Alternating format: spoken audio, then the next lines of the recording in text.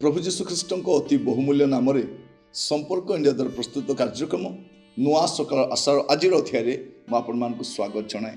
प्रभु आपण प्रत्येक को बाहुल्य रूपे आशीर्वाद करूँ। आज जो प्रसंग आम आलोचना करवा आलोच्य प्रसंग हूँ दिने हाबुड़े पड़े दिने हाबुड़े पड़े। आपण भावुवे क्या हाबुड़े मुझे पड़े आप भावुवे सतरे कौन हाबुड़े पड़ी हुए।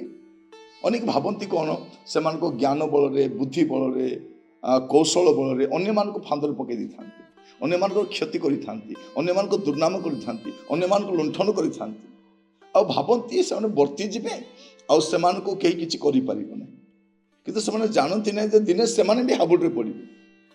जो मैंने लोक मान फांदर पकई था से भी दिने फांदर पड़े। जो अन्य ठकी था भी ठकामी पड़े। अन्य मान को बोका बनई से भी दिने बोका बनवे। भूली बसंती कौन ना हबनी मो किए मत एमती कर मोठार बुद्धि कार अच्छी मोर तो मु तो बहुत चालाक मु तो बहुत बुद्धिमान मुझे विज्ञतास्त कली एमती का किए कर। तो अनेक लोक भावुंट से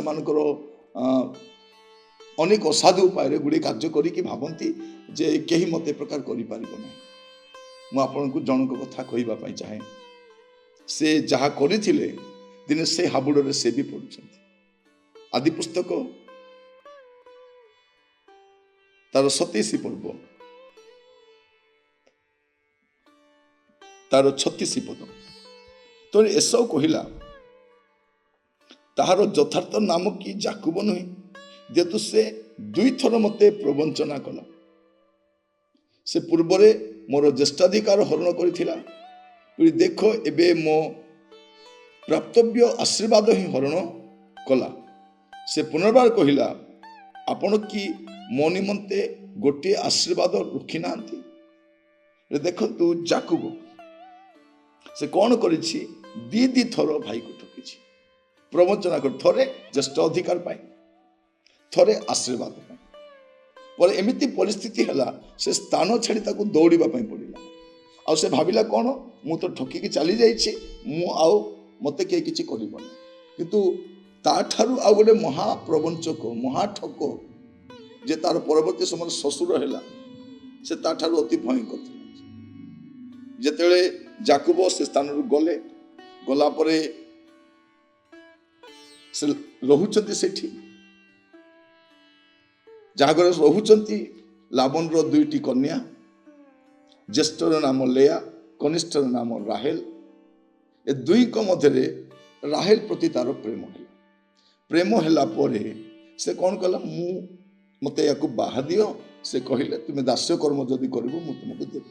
से 7 वर्ष दास्य कर्म कले आ लेखा जाउची 29 पर्व रे तार 20 पद रे एही रूपे जाकुब राहेल निमंते 7 वर्ष दास्य कर्म कला। पुणे राहेल प्रति ताहार ए रूप प्रेम थिला जे से 7 वर्ष ताहा प्रति केवल अल्प दिन परि बोध हैला। से प्रेम रे पागल ए 7 वर्ष ताको अल्प दिन परि मन हैला। तो 7 वर्ष जतले पुरिला से भाबुची कौन मोर ससुर मते कौन करिवे जा मते राहेल सहित बाहागर करिवे किंतु बाहागर हैला बेल को कास्त होउची लेया सहित होउची। से कौन बोली कहउछंती 25 पद रे मात्र प्रभात हुअंत देख से तो लेया तो जाकुब लाबन कहले तुम्हें मो सहित एक ही व्यवहार कल मु कौन राहेल निमंते तुम दास्य कर्म करना तेरे कि हेतु मते प्रवंचना कल। एठी भी से प्रवंचना शब्द सेठी भाई की 2 थर प्रवंचना करके आसी 2 थर ଥରେ ଭାଇକୁ ଠକିଲା, ଥରେ ବାପାକୁ ଠକିଲା, ଏବେ ଏଠି ଆସିକି କାହା ହାବୁଡ଼ରେ ପଡ଼ିଛି? ଶ୍ୱଶୁରର ହାବୁଡ଼ରେ ପଡ଼ିଛି। ଆପଣ ଭାବନ୍ତୁ ନାହିଁ ଆପଣ ଉସ୍ତାଦ ବୋଲିକି ଆପଣ ଗୁଡ଼ିଏ ବିଷୟ କରିପାରନ୍ତି, ଦିନେ ଆପଣ ବି ହାବୁଡ଼ରେ ପଡ଼ିବେ। ଇଏ କେବେ ବି ହୋଇନଥିବେ ଯେ ମୋର ଜୀବନରେ ଏ ପ୍ରକାର ପରିସ୍ଥିତି ଆସିବ। ଭାବି ଦେଖନ୍ତୁ, ଦାସ୍ୟ କର୍ମ କରୁଛନ୍ତି 7 ବର୍ଷ ଜାଗାରେ 14 ବର୍ଷ ହେଇଗଲା, ଆଉ ଗୋଟେ ପ୍ରବଞ୍ଚକର ହାବୁଡ଼ରେ ପଡ଼ୁଛନ୍ତି। ଆପଣ ବି ମନେ ରଖିଥାନ୍ତୁ, ଯଦି ଆଜି ଆପଣ ଯାହାକୁ ଜ୍ଞାନୀ ମନେ କରୁଛନ୍ତି, ବୁଦ୍ଧିମାନ ମନେ କରୁଛନ୍ତି, ଆପଣଙ୍କ ଜ୍ଞାନ କଳା କୌଶଳରେ ଆପଣଙ୍କର ବୁଦ୍ଧିକୁ ବ୍ୟବହାର କରି ଆପଣଙ୍କର ଅନେକ ଜାଗା ପହଞ୍ଚ ଅଛି ବୋଲି ଆପଣ ଗୁଡ଼ିଏ ବିଷୟ କରିଦେଇକି ଆପଣ ବର୍ତ୍ତି ଯିବେ, ସେମିତିକା ନୁହଁ। ଗୋଟେ ଟାଇମ୍ ଆସିବ ଆପଣ ବି ଶିକାର ହେବେ, ଆପଣ ବି ହାବୁଡ଼ରେ ପଡ଼ିବେ। ତେଣୁ ଅନ୍ୟର କ୍ଷତି କରିବା ପୂର୍ବରୁ ଆପଣ ମନେ ରଖିଥାନ୍ତୁ, ଦିନେ ଆପଣଙ୍କର ବି କ୍ଷତି ହେବ।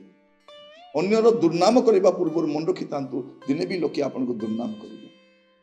ଅନ୍ୟକୁ ଅପଦସ୍ଥ କରିବା ପୂର୍ବରୁ ମନେ ରଖିଥାନ୍ତୁ, ଦିନେ ଆପଣ ଅପଦସ୍ଥ ହେବେ।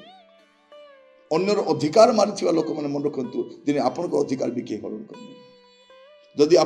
ଯଦି କାହାର ଗାଦିରେ ଆଜି ବସିଛନ୍ତି, କାହାର ଚେୟାରରେ ବସିଛନ୍ତି, ତାକୁ ହଟେଇ ଦେଇକି କୌଶଳ କରିକି ସେ ଚେୟାରରୁ ଆପଣ ମଧ୍ୟ ଦିନେ ବିତାଡ଼ିତ ହେବେ। ଆପଣ ଯାହା ଯାହା ପ୍ରବଞ୍ଚନା କରି ହାସିଲ କରିଛନ୍ତି, ଦିନେ ଆପଣ ଗୋଟେ ବଡ଼ ପ୍ରବଞ୍ଚକର ହାବୁଡ଼ରେ ପଡ଼ିବେ। ସମସ୍ତେ ବାହାର ଲୋକ ହିଁ ନପାରନ୍ତି, ଆପଣଙ୍କର ନିଜର ଘନିଷ୍ଠ ଲୋକ ବି ହେଇପାରନ୍ତି। ଆପଣ ଯେଭଳି ଭାବରେ ଅନ୍ୟର ଜମିକୁ ହଡ଼ପ କରିଛନ୍ତି, ଆପଣଙ୍କ ଜମି ବି ଯିବ। ଚାକିରି ହଡ଼ପ କରିଛନ୍ତି, ଚାକିରି ଯିବ।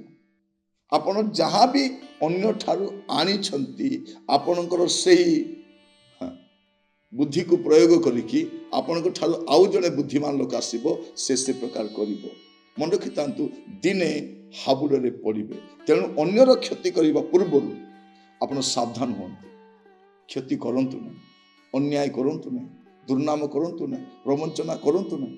ଚେଷ୍ଟା କରନ୍ତୁ ଯେ କମ୍ ସେ କମ୍ ଆପଣଙ୍କ ଦ୍ୱାରା ଏଗୁଡ଼ାକ ଯେମିତି ହବ ନାହିଁ, ଯଦ୍ୱାରା ସମୟ ଆସିଲେ ଆପଣଙ୍କ ସହିତ ମଧ୍ୟ କରାଯିବ। ଯଦି ଅନ୍ୟାୟରେ ଆପଣଙ୍କ ସହିତ କିଏ କରିଛି, ନିଶ୍ଚିତ ଭାବରେ ଆପଣଙ୍କୁ ପ୍ରଭୁ ସାହାଯ୍ୟ କରିବେ। କିନ୍ତୁ ଯଦି ଆପଣ ଅନ୍ୟାୟ କରିକି ଆସିଛନ୍ତି, ଆପଣ ନ୍ୟାୟ ଅପେକ୍ଷା କରନ୍ତୁ ନାହିଁ। ସେ ନ୍ୟାୟବାନ ପରମେଶ୍ୱର, ସେ ନିରପେକ୍ଷ ଅଟନ୍ତି, ଆପଣଙ୍କ ସହିତ ମଧ୍ୟ ସେୟା ହେବ। ତେଣୁ ଆଜିଠାରୁ ଯାହା କରିବେ ଆପଣ ସତର୍କ ହୁଅନ୍ତୁ। ପ୍ରଭୁଙ୍କ ସମୟ ପୂର୍ବରୁ କୌଣସି ବିଷୟ ହାସିଲ କରିବା ପାଇଁ, ପ୍ରଭୁଙ୍କ ସମୟ ପୂର୍ବରୁ କୌଣସି ସ୍ଥାନରେ ପହଞ୍ଚିବା ପାଇଁ ଆପଣ କଳେ ବଳେ କୌଶଳେ ଚେଷ୍ଟା କରନ୍ତୁ ନା। ପ୍ରଭୁ ଆପଣଙ୍କୁ ଆଶୀର୍ବାଦ କରନ୍ତୁ। ପ୍ରାର୍ଥନା କରିବା। ଅନୁଗ୍ରହକାରୀ ପିତା ପରମେଶ୍ୱର, ମୁଁ ଆପଣଙ୍କୁ ଧନ୍ୟବାଦ ଦିଏ ବାକ୍ୟ ଦ୍ୱାରା କଥା ହେଇଥିବାରୁ। ପ୍ରଭୁ, ଆମେ ଅନେକଙ୍କ ପ୍ରତି ଏ ପ୍ରକାର ବ୍ୟବହାର କରିଛୁ, ଆଉ ଆମେ ଭୁଲି ବି ଯାଇଛୁ ପ୍ରଭୁ ଯେ ମୋ ପ୍ରତି ସେ ପ୍ରକାର ହବନି। କିନ୍ତୁ ପ୍ରଭୁ, ଆଜି ଆମେ ବୁଝିପାରୁଛୁ, ଯାକୁବ ଯାହା କରିଥିଲେ ପରବର୍ତ୍ତୀ ସମୟରେ ତାଙ୍କ ଜୀବନରେ ସେୟା ଘଟୁଛି। ସେ ଅନ୍ୟକୁ ଦୁଃଖ ଦେଇଥିଲେ, ସେ ବି ଦୁଃଖିତ ଅଟନ୍ତି। ଅନ୍ୟକୁ କଷ୍ଟ ଦେଇଥିଲେ, ସେ ବି କଷ୍ଟ ଦେଇ ଗତି କରୁଛନ୍ତି। ପ୍ରଭୁ, ଆମମାନେ ମଧ୍ୟ ଯଦି କାହାରି କ୍ଷତି କରିଛୁ ପ୍ରଭୁ, କାରଣ ଅନିଷ୍ଟ କରିଛୁ, ଆଜି ବାକ୍ୟ ଶୁଣିବା ସମୟରେ ଜୀବନକୁ ସଜାଡ଼ିବା ପାଇଁ ସାହାଯ୍ୟ କରନ୍ତୁ। ପ୍ରତ୍ୟେକକୁ ଅନୁଗ୍ରହ କରନ୍ତୁ। ଆଦର ମହିମା ଆପଣଙ୍କର ହଉ। ପ୍ରାର୍ଥନାଟି ମୋର ପ୍ରାଣର ପ୍ରିୟ ଯୀଶୁଙ୍କ ନାମରେ ମାଗିଲି, ଆମେନ୍। ପ୍ରଭୁ ଆପଣମାନଙ୍କୁ ପ୍ରତ୍ୟେକଙ୍କୁ ବାହୁଲ୍ୟରେ ଆଶୀର୍ବାଦ କରନ୍ତୁ। ଆସନ୍ତାକାଲି ନୂଆ ଅଧ୍ୟାୟରେ ଜଡ଼ିତ ହେବା। ବିଦାୟ ଦିଅନ୍ତୁ। ନମସ୍କାର।